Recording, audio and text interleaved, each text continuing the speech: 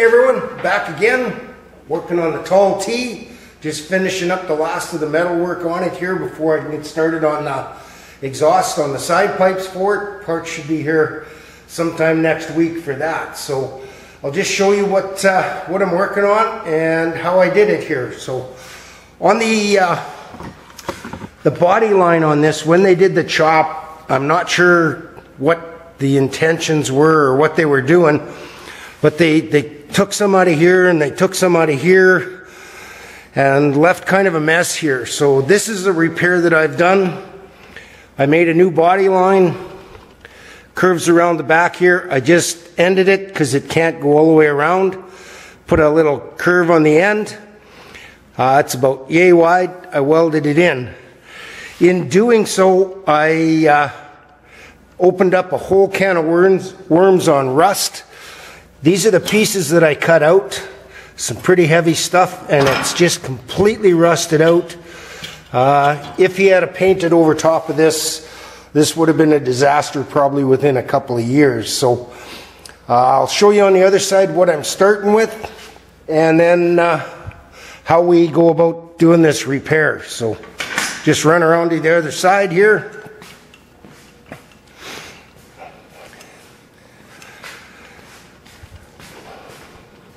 So this is the factory T body line. It's quite the setup. There's a clamping system on the inside, but this part of the body line comes down with the top of the roof, and it's got a rolled up edge. Then there's two strips of heavy steel. One's connected to this one, and one's connected to the lower panel, and they're all clamped together. But when they did this part of the repair on the roof, they only ended it here and did nothing with the end of this body line. So by looking at it, I was figuring I could just make a piece on the end, but with this all full of rust and everything underneath, I figured it was worthwhile just to cut the whole thing out. So what I do is I'm going to use the new modified Wile E. Coyote approved Acme bead roller, and I'm going to make a new strip with the body line on it. I can mark it out, and then I will cut it and weld it back in.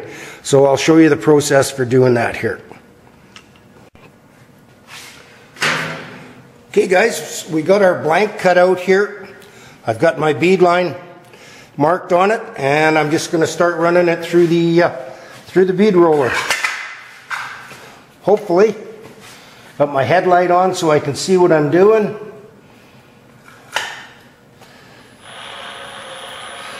We've got the depth preset.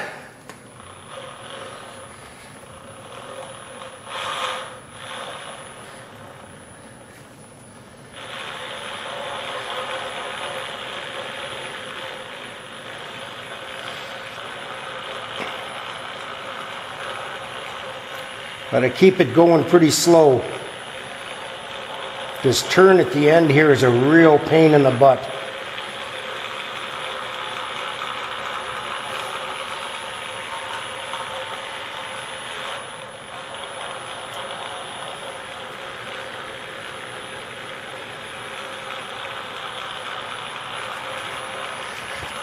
Well, I think I blew that one.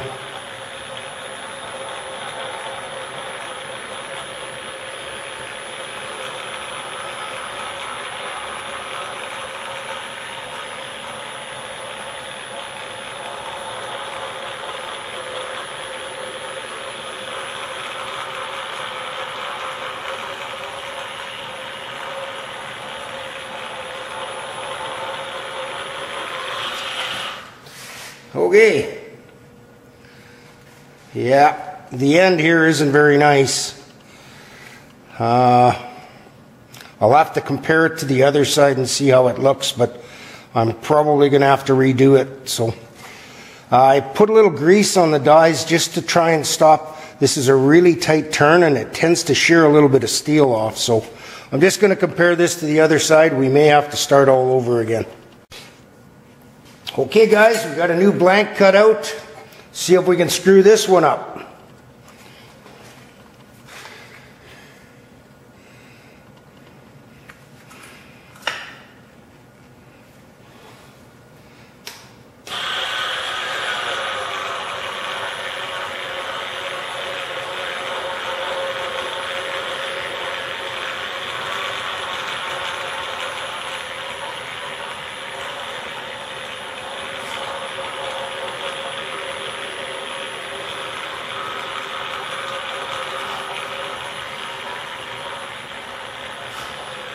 I go a little slower this time.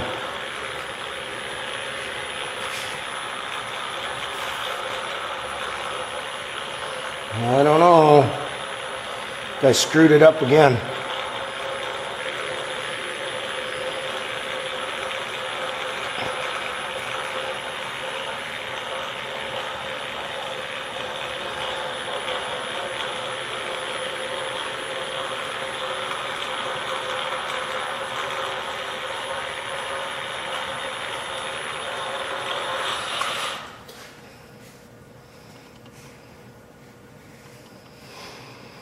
Yeah, I'm not happy with it. I came way inside the line here.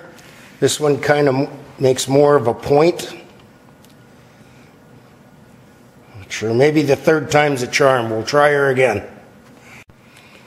Okay guys, so I started dissecting this side. Well, the first piece I cut off is the top piece of the metal. I cut here and then you pound it out. This piece is in behind like this, and this one tucks in here like so. And you can see all of the rust in here. What's happened is the rust is formed and it's blistered and it's spread this all apart, and that's why it looks so bad. So once I have these two out, I got to trim this piece back here a little bit. Then I'm going to clean this up a tad. I'm going to put my piece on, I'm going to mark it, and then I'll do a scribe cut, really nice and tight, for welding the new piece onto. So it's going to come back here into this corner a bit. So we'll get this all laid out, and I'll put the curve in the piece, and then we can cut it out. We have the new piece clamped on here. I used a straight edge to line up the body line, and then I used a Sharpie and I put a mark all the way around. That's going to be my cut. I'm going to leave the line on, and then I'll trim it slowly up so that I can get this to fit in there really nicely. So I'm going to start cutting that piece out, and then we can go from there. Okay, so we have the new piece cut and fit. It's going to take a little bit of manipulating to put it in. This panel has got some warp in it from up here, so I'm going to have to pull this out to match the new piece. It's got the proper curve to it. So I'm just going to start at the front here, and I'm going to tack this slowly along the top edge and the bottom edge, keeping both of these pieces perfectly flush.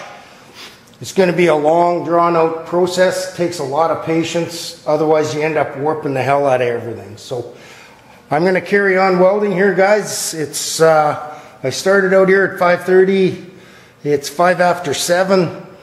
I probably won't be finished welding till 9:30 or 10 o'clock here, just so that I don't put a bunch of warp in this panel. So, okay, so we've got this side all tacked in. I had quite a time with it.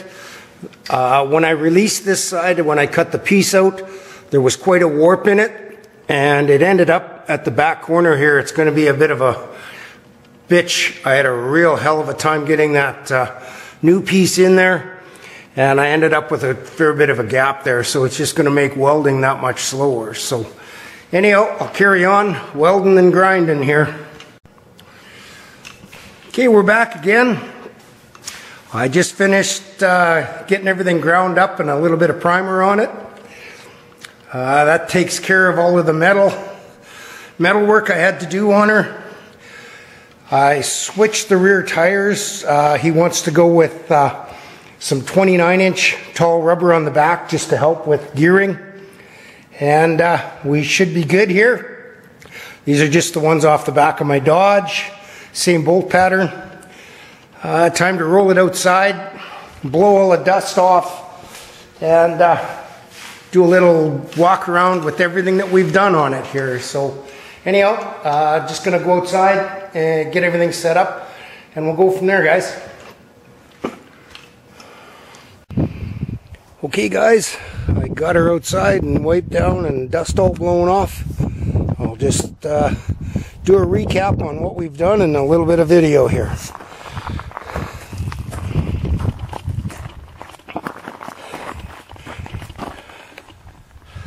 favorite shot.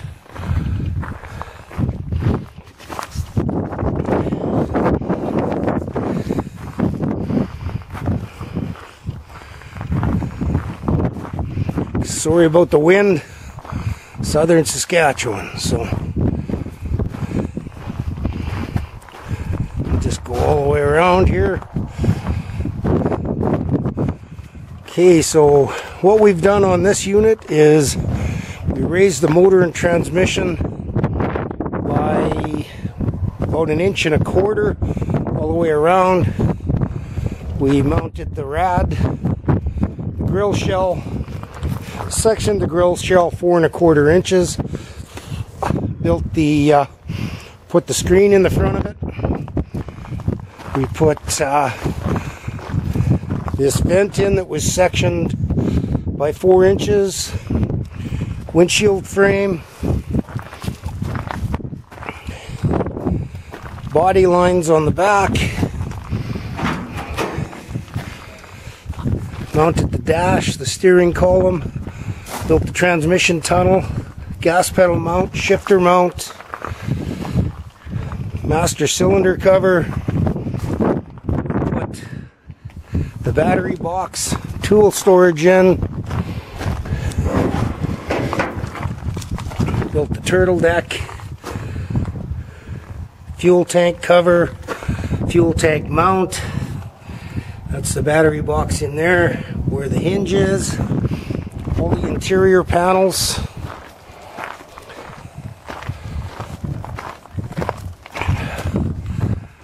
Let's see if we can get you in here. So that's what we've got. Tall T. I'm hoping by Wednesday next week I'm going to have all the 4-inch elbows and straight sections as well as the mufflers in to build the side pipes. And once that's done, she'll be going home to the owners for a bunch of finish work on it. So anyhow, guys, thanks a bunch for tuning in.